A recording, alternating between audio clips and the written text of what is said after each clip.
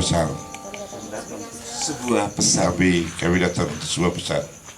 Ini moto teater suara. Kita beri aplaus. Bung Haris, tadi ada wajah yang mantan anak seminaris dan awam yang di Loleba. Itulah mereka teater isi perut teater suara. Jadi lahir dari seminaris, terus berusaha merangkul teman-teman di Loleba dan terbentuklah teater suara. Begitu ya?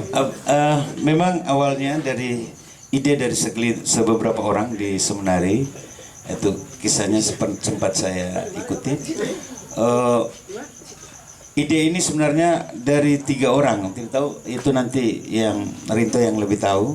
Tapi mereka sebenarnya mau membuat sesuatu untuk anak-anak muda yang di Lembata untuk bisa memahami tentang teater itu apa, dan aktivitas mereka di dalam berteater dan berkomunitas dalam teater itu lebih dikembangkan dalam kegiatan-kegiatan bukan hanya teater.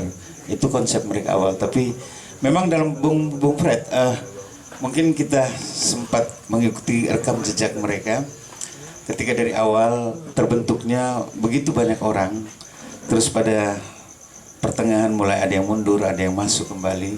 Dan itu memang seperti Bung Fred katakan tadi bahwa sebuah komunitas akan berkembang dan membenah diri seperti itu. Mungkin begitu Bung Fred, mungkin ada. Ya, kita mungkin punya semangat untuk panggung, tapi juga harus siap untuk tidak manggung, tidak diketahui. Tapi kita berkomunitas, berbeda pendapat itu sehat, harus dianggap sebagai sesuatu yang menyehatkan, karena itu akan memperkaya komunitas. Dia tidak boleh merobohkan komunitas yang kita bangun. Saya kira itu sesuatu yang baik. Kita lanjut dulu ya, kita lanjut sambutan dari Ketua Teater Suara yang baru.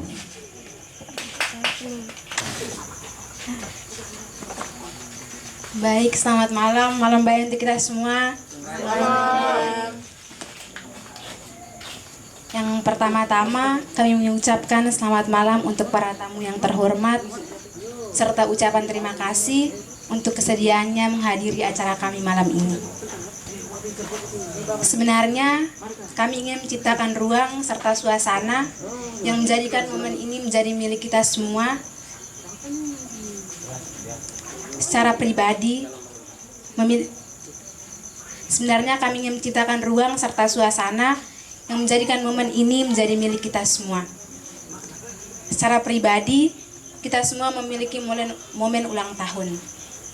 Tapi selain perayaan, ada hal yang menurut kami lebih dalam dari sebuah acara dengan pernak-pernik perayaan serta ucapan selamat.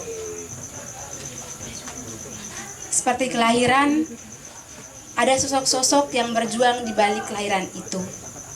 Ada sejarah, potongan-potongan cerita yang sebenarnya perlu menjadi sebuah titik untuk kembali melihat sudah sejauh mana kita berada atau sudah seperti apa kita menjadi sesuatu. Pelan-pelan kami masuk ke dalam ruang batin kami masing-masing, kemudian memasuki sepi. Di dalam sepi kami menulis dan berbicara dengan diri sendiri. Kami membicarakan lupa, kecemasan, kesalahan, dan kenangan masa lalu yang kadang membuat kami merasa lucu, tersipu, juga membisu sebagai kerinduan juga pelajaran. Kami masih pemula soal seni, namun kami percaya pada proses yang akan membentuk kami. Semua orang memiliki pemahaman dan pemaknaan pribadi akan seni itu sendiri. Dan kami juga merasakan bagaimana dalam ruang sosial atau dalam lembaga pendidikan bernama sekolah juga masih ada pandangan bahwa seni itu tidak penting, selain karena tidak menjadi ukuran seseorang memiliki prestasi dan bisa dikatakan pintar. Seni juga dipandang tidak bisa menjamin kemapanan finansial seseorang di masa depan. Dari situ kami juga bertanya-tanya akan manfaat dari seni itu sendiri bagi kami. Apalagi kami memilih teater sebagai wadah kami berkreativitas. Dan itu menjadi pertanyaan awal kami ketika memilih untuk membentuk ataupun bergabung dengan komunitas ini. Tetapi dari cerita lepas juga diskusi santai ketika secara internal kami berbagi pengetahuan. Untuk sekarang setidaknya kami punya pemahaman bersama bahwa manfaat dari seni itu tidak berbentuk sebuah benda material. Manfaat seni tidak bisa dirasakan seperti memakan sambal. Kami percaya dia didapatkan melalui proses kreativitas seseorang. Di dalam proses kreatif ada sirkulasi pengetahuan, di situ ada nilai-nilai yang diserap juga dibagi. Nilai-nilai atau pengalaman itu menyentuh kepekaan nurani serta membangun spiritualitas dalam kesadaran dan dalam memandang problem manusia. Pater Felix Bagi SPD dalam tulisannya Teater dan Polis membantu kami untuk memahami lebih dalam soal seni teater. Di situ beliau menjelaskan bagaimana perbedaan keberadaan dunia sehari-hari dan sebuah panggung teater menjalankan aktivitasnya. Dalam kehidupan sehari-hari kita mengalami rutinitas yang berulang dan terkadang kaku. Di dalam rutinitas itu terkadang kita lupa melihat di sekitar kita. Analogi yang kami pakai sebagai seorang manusia yaitu mengendarai motor dengan cepat karena takut terlambat ke kantor, sehingga dia tidak memperhatikan ada apa di pinggir jalan. Bisa saja di pinggir jalan itu ada anak kecil penjual ikan, ada tawuran atau kecelakaan. Tetapi dia tidak bisa berhenti karena waktu sudah menuntut.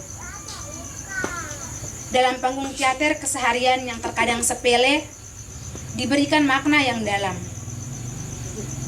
Pater Felix Bagi menuliskan bahwa teater sebagaimana seni pada umumnya menawarkan akses ke dunia baru. Seringkali akses itu dideskripsikan ulang dengan ironi. Seniman adalah seorang ironis. Ia sering mendatangkan polemik tentang kenyataan. Polemik itu boleh jadi adalah cara di mana sang seniman menawarkan pesan moral tertentu. Kami masih kelompok pemula, usia 3 tahun, masih usia yang belia, masih banyak hal yang perlu diperiksa dan diperbaiki lagi. Kami melihat apakah semangat kami selaras dengan moto yang selalu kami teriaki, yaitu kami datang bukan untuk nama besar, tapi kami datang untuk sebuah pesan. Kami juga ingin lebih banyak belajar dari banyak tempat serta semua orang untuk memperdalam pemahaman kami, serta memperluas pengetahuan kami. Dan di momen ini, kami mencoba menciptakan ruang cerita agar kita bisa saling berbagi. Kami berharap kita bisa saling bercerita, bertukar pikiran, dan saling melengkapi satu sama lain. Untuk itu, kami dari komunitas Teater Suara mengucapkan selamat datang untuk semua tamu yang terhormat, dan selamat menikmati apa yang kami sajikan dan semua hal yang akan terjadi. Terima kasih.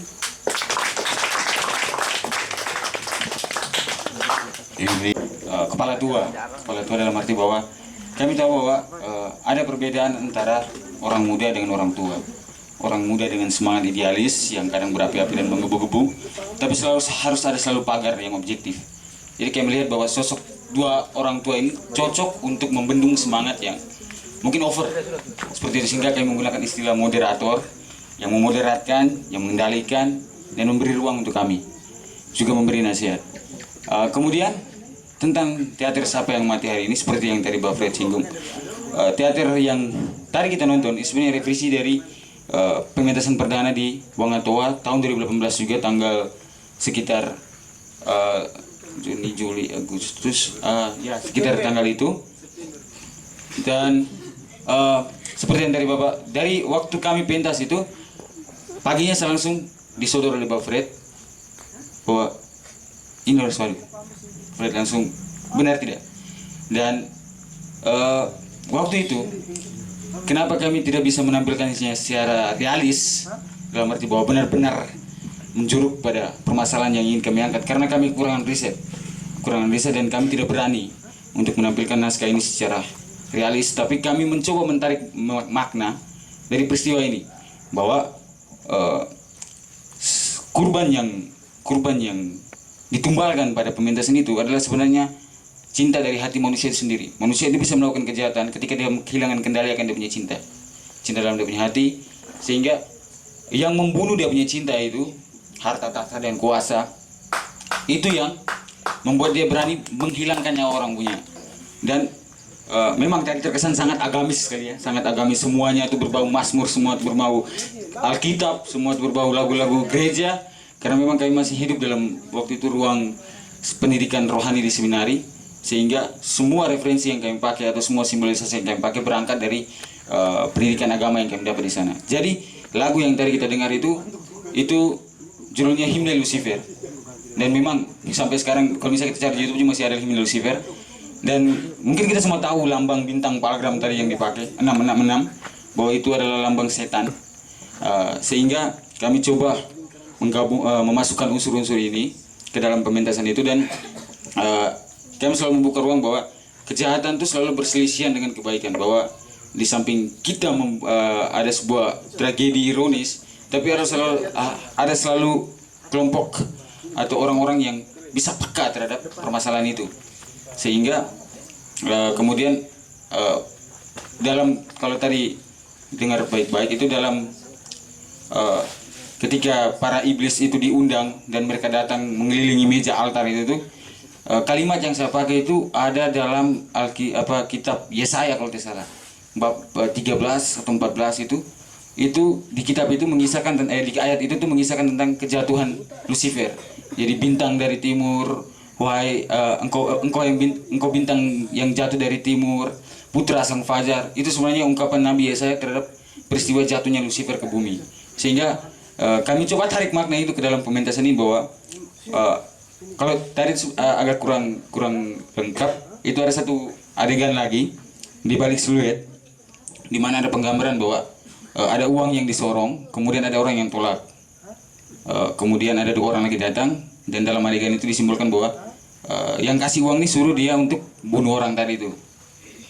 Sehingga kami menggambarkan bahwa setan itu simbolisasi dari sisi jahatnya manusia.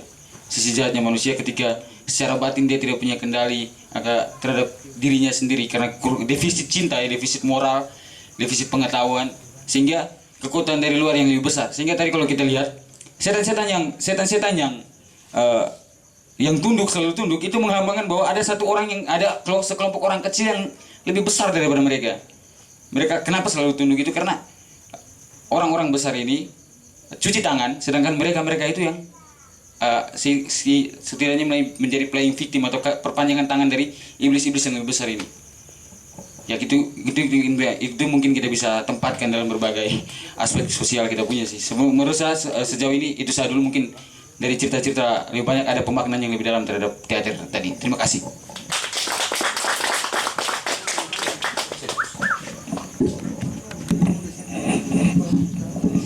Mic sudah direbut, jadi saya cari mic baru. Mudah-mudahan bukan kursi yang direbut. Asik. Tidak paham bahasa Inggris. Baik. Saya kira ini salah satu pementasan teater suara. Ada beberapa pementasan lain, pementasan di Pantai Epo Wawaberan misalnya. Kita coba melakukan riset bagaimana hubungan orang Bajo dengan orang Ohe. Terkait dengan barter orang Ohe, orang Bajo dan orang Alor, dan itu punya kesepakatan budaya yang kencang, dan itu pernah dipentaskan juga, pentas tentang Nale di Bukit Cinta, dan beberapa pentas lagi yang di Taman Kota, ya. Awal negeri di atas awan, pentas bersama